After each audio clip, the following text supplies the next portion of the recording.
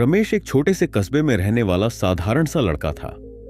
उसके पिता एक दर्जी थे और मां घरों में काम करके परिवार चलाने में मदद करती थी। घर की आर्थिक स्थिति अच्छी नहीं थी, लेकिन माता पिता के सपने बहुत बड़े थे। वे चाहते थे कि रमेश पढ़ लिख कर कुछ बने और वह जीवन जिए जो वे खुद नहीं जी पाए। रमेश बचपन से ही होशियार था, लेकिन मेहनत से थोड़ा कतराता था। उसे लगता था कि किस्मत अच्छी हो तो बिना ज्यादा मेहनत के भी सफलता मिल सकती है। स्कूल में वह अक्सर होमवर्क अधूरा छोड़ देता और परीक्षा से एक रात पहले पढ़कर पास होने की कोशिश करता। कभी कभी वह पास हो भी जाता, जिससे उसका भरोसा और बढ़ जाता कि मेहनत जरूरी नहीं है। उसके ही मोहल्ले में रहने वाला अजय उसका अच्छा दोस्त था। अजय पढ़ाई में औसत था, लेकिन मेहनती बहुत था। वह रोज समय पर पढ़ता, सवाल हल करता और जो समझ नहीं आता उसे बार बार अभ्यास से समझने की कोशिश करता। रमेश अक्सर उसका मजाक उड़ाता और कहता, इतनी मेहनत क्यों करता है, जिंदगी एंजॉय भी करनी चाहिए। समय बीतता गया और दोनों 10वीं कक्षा में पहुंच गए। यह उनके जीवन का पहला बड़ा मोड़ था। बोर्ड परीक्षा पास करना बहुत जरूरी था।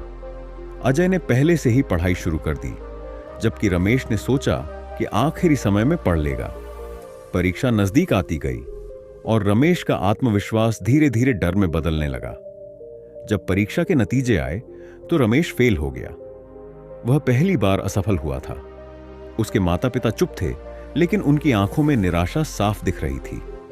वहीं अजय अच्छे अंकों से पास हो गया। रमेश को बहुत शर्मिंदगी महसूस हुई। उसे पहली बार समझ में आया कि किस्मत नहीं, मेहनत ही असली सहारा होती है। रमेश ने उस दिन खुद से वादा किया कि अब वह अपनी जिंदगी बदल कर रहेगा। उसने दोबारा पढ़ाई शुरू की। शुरुआत बहुत कठिन थी। पढ़ाई में मन नहीं लगता था। कई बार हार मानने का मन करता, लेकिन वह अपने माता पिता का चेहरा याद करता और खुद को संभाल लेता। उसने रोज एक समय तय किया, मोबाइल कम इस्तेमाल किया और पढ़ाई को आदत बना लिया। धीरे धीरे उसे पढ़ाई में मजा आने लगा। जो विषय पहले मुश्किल लगते थे अब समझ में आने लगे। मेहनत का असर दिखने लगा था। अगले साल रमेश ने परीक्षा दोबारा दी और इस बार अच्छे अंकों से पास हुआ। यह उसके जीवन की पहली बड़ी जीत थी, जो केवल मेहनत से मिली थी। उसे अब मेहनत की ताकत पर भरोसा हो गया था।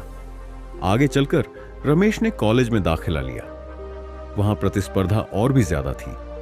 कई बार उसे लगा कि वह दूसरों से पीछे है, लेकिन उसने हार नहीं मानी। वह रोज खुद को बेहतर बनाने की कोशिश करता रहा। असफलताएं आईं, लेकिन उसने उनसे सीखना शुरू किया। कॉलेज खत्म होने के बाद रमेश को एक अच्छी नौकरी मिली।